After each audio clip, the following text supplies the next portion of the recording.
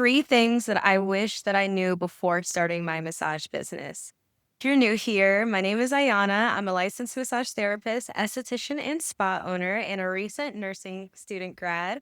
In this video, we're going to be talking about things that I wish that I knew before I went off on my own solo, expanded into a team. I know this will be helpful for you if perhaps you are a massage student or you're a new grad and perhaps you're thinking about opening your own doors instead of working for someone else, or maybe you work for someone else and you're thinking about working for yourself. I really want you to learn from my mistakes, and I really hope that this video will be helpful for you. So let's dive into number 1, and there's really 3 things, the 3 M's, and the first is going to be money. So if you've watched my other videos, you know that I started with a very low startup cost of about $500 when I launched my mobile massage business back in 2020. Now, over time, this has increased. Of course, my expenses have increased in the business. Usually when you grow, you're going to be investing in different products, tools, labor costs, like so many different things that help you expand and help you expand your client base. Now, as a business owner, what I wish I would have known is that expense creep is real. Now, what is expense creep? Essentially, this is similar to lifestyle creep. As you make more money as a business owner, you are going to be spending more in expenses. When you become a business owner, all of a sudden, you become a part of this new demographic of someone to market to and sell to. As soon as you open your business email and you get your business mailing address, your business number, you're going to get all these messages of people pitching themselves to you, talking about a service that will save you time and money, a product that will save you time and money, and just so many different apps and tools that they are going to say that you need as a business owner. Now, even myself, as a business owner, I've suffered from what we call shiny object syndrome, which means that you want to try all the new things because, first of all, you want to be efficient, grow, you want to make sure that you are using the top technology and doing all the things. And so sometimes you will go and try a new service or a new product, pay money for it, and then realize it's not for you, or you get bored with it and then you try the next service. For me, I did this a lot when it came to finding different apps that would help me with answering the phones or reception and like lead management, things like that. And of course, there's like booking sites that you might try and then get bored of it and then try something else. So I urge you to just stick with your day ones. Like try to choose things for your business when it comes to software, technology, products, and tools that don't cost you a lot of money in the beginning, and stick with that until you have a plan to maybe replace it or use something else. Just stick with it and try to keep it as simple as possible. Don't try to expand all of your expenses to do all these different things, especially if you notice that you have software and tools that are doing the same thing. So for example, you do not need 2 different things to do your client intake. You don't need 2 different things to do your booking. You want to make it all inclusive and just all together as possible. So for me, I use Acuity. That is the booking software I use. It may not have absolutely everything I need, but it has most of what I need to run the business, and it's relatively inexpensive. I will have the link to it down below in the description box, but that's just an example. There's so many different other things, but you want to choose products and tools that are all inclusive, all in one, so you don't have to purchase subscriptions to all these different things. In addition to the idea of money or like expenses creeping up, why did no one tell me about taxes my first year in business? My first year in business, and I did everything right. I started an LLC. I got my EIN number, my tax ID number. I had a completely separate business bank account, which is what I recommend to you when you get started with your business. No one told me that I would be paying so much in business taxes. Like, When you are a single member LLC, and even when you're a partnership, and this is not financial advice by any means, you are going to be taxed differently than, for example, if you are a corporation. You're actually considered a sole proprietor in this case. And so you want to make sure that you are putting money aside for quarterly taxes. So every time you get paid something, just like a sole proprietor would, you want to put something aside in a separate bank account for your taxes. This is so important because you do not want to be hit with that tax bill and then be behind several years. I know many business owners who live this way and it just becomes normal. But if I can save you that headache, then I'm happy to do that. Just put some money aside when you get started with your business to pay those taxes because it's something that no one told me about. Another cost that can creep up under the money umbrella is payroll. So when you start to expand and you start to bring on other providers to essentially help you be in more than one place at once to expand the business, you want to be very clear about your payroll costs. And I would encourage you to actually consult with a CPA, with an accountant to help determine how much you should be paying your employees or your contractors. For me, I made the mistake of I technically paid too much in the beginning, and that hurt me over the long term. In the beginning, it wasn't such a big deal, but when you have slower months, it can really hurt. And then you could be in the situation where you're paying other people, but you're still not paying yourself. If you're a solo business owner and you start your business, keep it simple. Give yourself an hourly rate. For each appointment that you do, how much do you want to get paid per appointment? And stick to that. Pay yourself on a regular basis. That way you get into that habit in case that you decide to onboard some employees or a contractor and you have a good idea of how much you can afford in labor costs.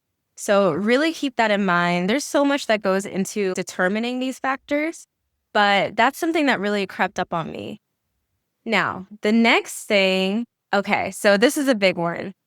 This is your mindset. So no one told me how huge mindset was going to be when it came to being a business owner. Something you have to realize and accept if this is the life that you want to live is that being a business owner is not just a personal choice, a financial choice, but it is a lifestyle. And with this lifestyle comes certain changes that we all have to make to our mindset.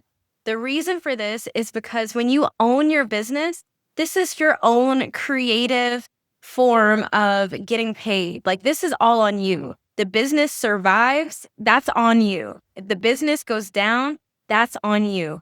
Everything has to go back to what you have up here. This is your skills. This is your knowledge. This is how you feel about yourself. This is like your past, like your wounds, like everything. It all is connected. Just like how we tell our clients that everything in the body is connected, the mind is a part of that. So you have to nurture it. You have to keep it strong. You have to keep it agile. You have to really find ways to develop your mindset, especially when it comes to staying positive, believing that you can achieve certain things and setting really unrealistic goals. And when I say unrealistic, I'm not saying that these goals are literally unrealistic. I'm saying to the common person, these things are unrealistic. So you have to get into the habit of challenging yourself. And when it comes to mindset, it really helps if you have community that is around entrepreneurship. This is joining networking group. This is starting your own community for other entrepreneurs in your area. This is joining Facebook groups of other massage therapists who work for themselves. If you want to have people who understand this life, for me, I have a friend who's also a business partner, who is also a massage therapist, owns a spa business. And so she understands this lifestyle. She understands the ups and downs. She understands what it's like to manage employees and just all the unique challenges that come with being a business owner. And you really do need that. This is something that is just so understated, and I can't express even more the importance of this. So you really got to work on your mindset. That's why there are entrepreneurs who put it as a line item to invest in coaching, mentorship, different books that they know are going to help them reach that next level. It's just super important that you develop your mindset when you decide to go on your journey of entrepreneurship. This can be a very lonely road. We are risk takers. We are people who are taking a chance on our own dreams, and that is more than most of the population. So we're thinking outside the box, and that really does demand that we have some way to nurture our mind, to nurture our spirit, and to stay positive and look at the bigger picture. When you become an entrepreneur, you really do have to think differently. And that's something that I wish I would have known. I wish I would have known that in order to get ahead, I really do have to tweak a few things in my mind. I have to see the world differently in order to create things. Because when you're an entrepreneur, you are creating things from scratch. Like you're creating stuff from your mind. Even in my programs, I always talk about all the different ways you have to change your mindset, all the different routines you have to have. And it's just so important that you have something, just at least one thing that really keeps you grounded, especially when you work for yourself, because your time is yours, how you manage it is yours. And that just requires a certain level of discipline that a lot of people may not have, but you can absolutely develop and learn. I remember, because I've gone through many different phases of owning a business. I first started or really restarted in 2020. So at the time that I'm filming this video, it's going on 6 years now of being completely self-employed. And I remember during one phase when I was running the business while being a stay-at-home mom, but I had contractors who were going out doing the appointments, and I was just running the business from my computer from home. And I just remember I had some moments where I was like, wow, like I really do need to be on top of how I'm managing my time, not only as a mother, but also as if I don't do certain things in the business, we're not going to make money. We're not going to be able to make it. We're not going to be able to survive. So that's when it really dawned on me that everything is on me. And as someone who has struggled with feeling overwhelmed and feeling anxious and just feeling sometimes worried, I've had to learn how to manage my emotions. I've had to learn how to manage the thoughts that come into my mind, the thoughts that could really keep me depressed for a long period of time. Now we're not answering phone calls. Now we're not keeping things moving, to essentially how to stay resilient, how to be resilient, how to look at data that I don't want to see and not emotionally react to it. How to look at, okay, this is how much we have in our bank account, don't react to it. That takes a certain level of mental fortitude. And there's, again, so many different ways to develop this discipline, to develop your mindset. It could really start with the routines that you have for yourself, whether that's, okay, every day you're going to make your bed. Every day, you're going to make sure you get 3 meals a day. 'Cause sometimes we be forgetting to eat or drink water. And it really starts with those basic routines. So I highly recommend that if you are going to start your own business, you have to put forth a lot of effort into growing your mind and the way that you think and truly creating some form of self-mastery. That is so important. The next thing I want to talk about, what I wish I would have known before starting a business, is that marketing is hard. It can be hard. So let me explain. Marketing can be easy or it can be hard depending on how you want to go about it. When I first started, I mostly used word of mouth and I used the power of Google. That meant making sure my Google profile was set up, making sure that I was getting regular reviews on there, making sure that I was posting pictures on there, making sure I was active and in good standing with Google. Because of the type of work I do, it was just so specific that I really needed Google and search engine optimization in my corner. So that means when people type in certain words like manual lymphatic drainage, post-op lymphatic drainage, they end up on my website and they call me, right? And so I focused on one marketing channel that was completely free. But then when I realized the power of social media and just how incredible it is for growing marketing, and that's when I started to pivot into other marketing channels.